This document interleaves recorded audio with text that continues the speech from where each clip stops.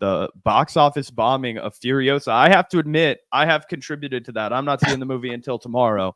I do intend to see this one. I wish I was going to see it today, but I ended up having to knock out at some errands later tonight, cover the bar for my homie. But tomorrow I'll be seeing it. I'm very excited. But it turns out not enough people have gone out to the movies to justify the $160 million budget. And it's looking like it's spelling the end of blockbuster cinema as we kind of know it, with even the massive box office failures of the recent wave of Marvel films. The superhero movies aren't making as much money. I mean, some of them are, right? Like Spider-Man made a historic amount of money when it came out. But that was like the last one to really, I think, break $1 billion, honestly. Yeah, and ever since then, there's been a divot. Now, I often make jokes on the podcast about how, the modern man has to watch, movies on their cell phone, and that there's no time to go to the movie theater, and why would I want to go somewhere where it's sticky and smelly and cold? But the idea that it won't be an option anymore it's going to become like a big thing. And I'm wondering how you think that the industry will save itself. You know what I mean? Because obviously they're not just going to roll over and die, right? There are going to continue to be movies made.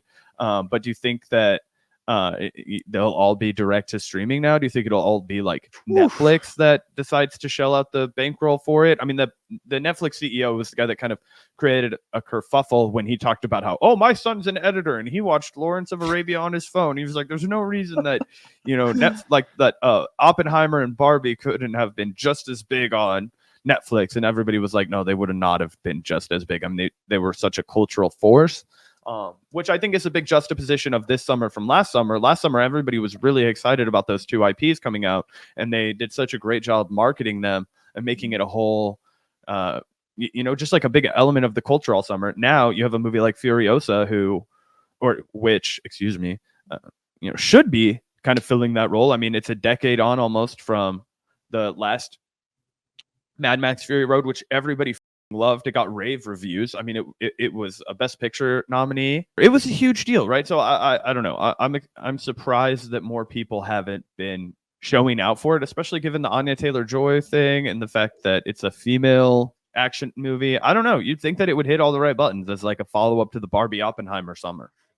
Yeah. So a lot of interesting stuff to respond to there. I think that some people are treating Furiosa the same way that you just described it, like it should be opening as if it is a normal movie. I think that's a little bit unfair to Furiosa, and I think that people's expectations really got in the way of this movie. It actually is the first film in the entire Mad Max series to open #1 at the box office, but unfortunately that still was not enough for it to have a very impressive opening weekend. Now, I think that a lot of people have pointed out that Memorial Day weekend was probably the wrong weekend for Furiosa to open in the first place. A lot of families go to the movies on Memorial Day weekend. And despite the fact that Furiosa is a blockbuster, it's an R-rated film, and it's pretty freaking gnarly, much like the previous Mad Max movies. It's not a kid's film. And a lot of people are kind of put off by the more rugged, apocalyptic vibe that is presented in Furiosa. So I can understand why, again, as an R-rated movie that's a little bit darker in tone than,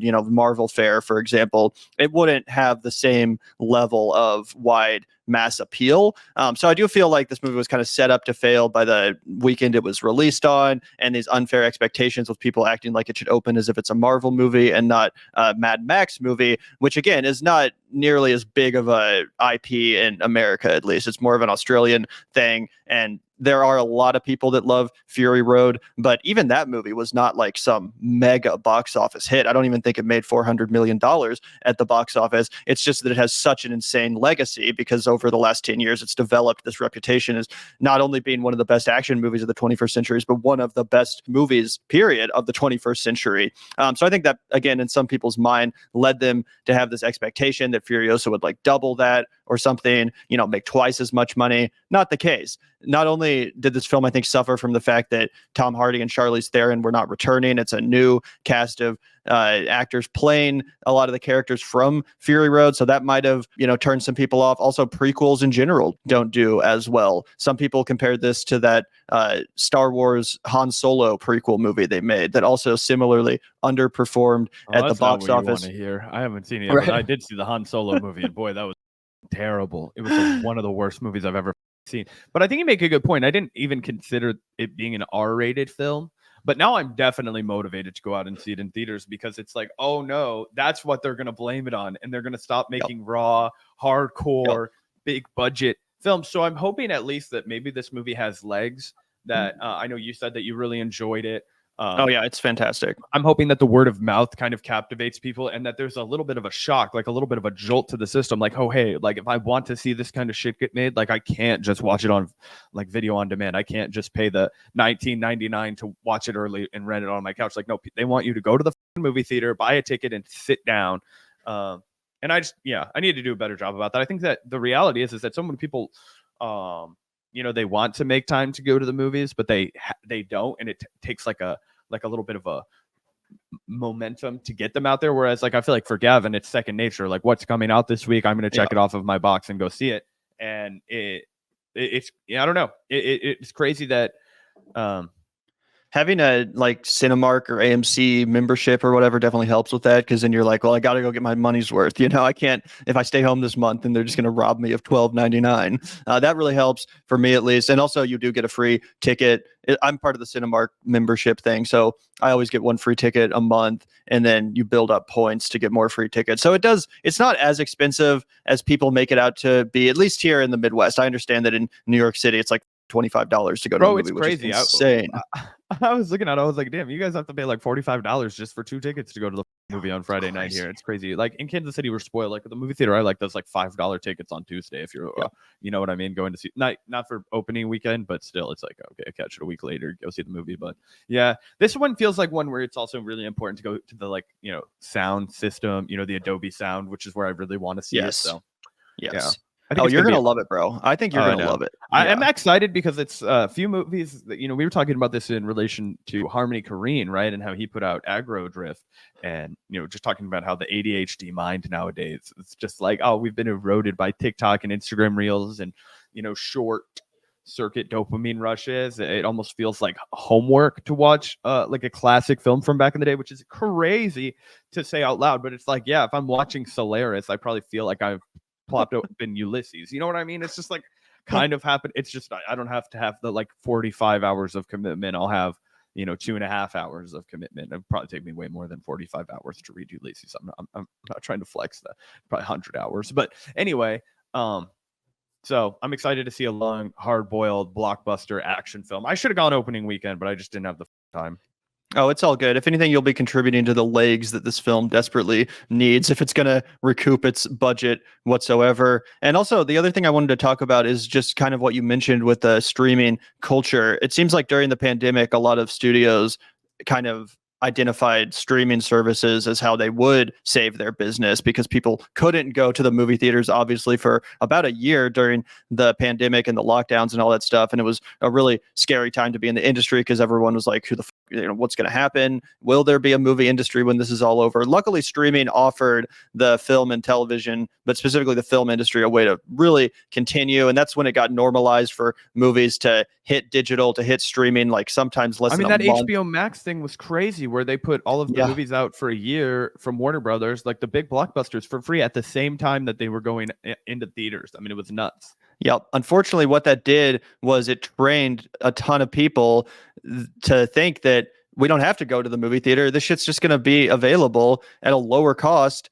at home very soon. And that is often the case. Like you can already see Dune 2 from the comfort of your home, despite the fact that it's still in theaters. You can see Challengers at home, despite the fact that it's still in theaters. Civil War. Most movies, you really don't have to see them in theaters unless you're like a diehard fan or you're just really that attached to the theatrical experience. But again, during the pandemic, a lot of people also really perfected their at-home viewing setups, and they got nicer TVs and a decent sound system system to the point that, the movie theater experience just isn't worth the money anymore if you're not seeing something that is like a Dune 2 level event. And that's the problem. This whole streaming thing has really come around to bite the film industry in its ass, because now all these people have streaming services, but they're not going to the freaking movies, and these movies are losing money, and they're also over budgeting the absolute out of all sorts of movies for I don't even understand why. Take a look at this. The Mission Impossible 8 production budget is said to be nearing $400 million. Well, half of that's Tom Cruise's salary. Probably a large portion of it is Tom Cruise's salary, but the previous Mission Impossible movie was actually a flop. They came out last summer. It got totally overwhelmed by the Barbenheimer thing, and no one really saw it or talked about it. Now this one, they're trying to recoup that, but the budget is ballooning out of control. This has happened over and over again with a lot of movies that have no business being as expensive as they are. A great example of that was the fifth Indiana Jones movie, which came out last summer. Oh that God, movie, I never even watched it. It wasn't great, but it definitely didn't need to be almost $300 million, which was the budget on that thing. There's no reason it needed to be that much money. I've seen movies that were made for half the cost, like Furiosa, which looked twice as good from a visual perspective. So I truly don't understand. I know that COVID protocols supposedly ballooned a lot of the budgets on these films, and that has led to them getting so out of control. But they really do have to figure out the budget thing, because you just can't be spending like $250 million on a movie unless it's like a freaking movie like Dune 2 or something like Barbie, where it's like, people are going to show up. People are going to get you your money back. Another one is Deadpool and Wolverine. A lot of people in the industry are like really looking forward to that movie because it's like the one summer movie that actually will likely cross the $1 billion mark. Yep, I think in a month or two, actually. And again, people are actually saying that will cross $1 billion mark. And that leads me to the next point, which is that, people like myself and Zach, for the longest time, we kind of prayed for the downfall of Marvel and the MCU. It's not really our kind of fare, not our cup of tea. We're like, why is everyone so into this? These movies aren't even that good. But unfortunately, with Marvel losing relevance, they kind of took the legs out of the whole industry. That was keeping alive the theater industry. The movie going industry was the whole Marvel machine. That was every twice, 3 times a year, a significant portion of the population who weren't just cinephiles like us would get their asses out to the movie to see the new Doctor Strange or the new Avengers film. And that just doesn't exist anymore, other than this upcoming Deadpool and Wolverine movie, which a lot of people are hoping ignites that whole phenomenon. I'm skeptical that it will, but it definitely will make a lot of money just as a singular event, much like Spider-Man No Way Home did.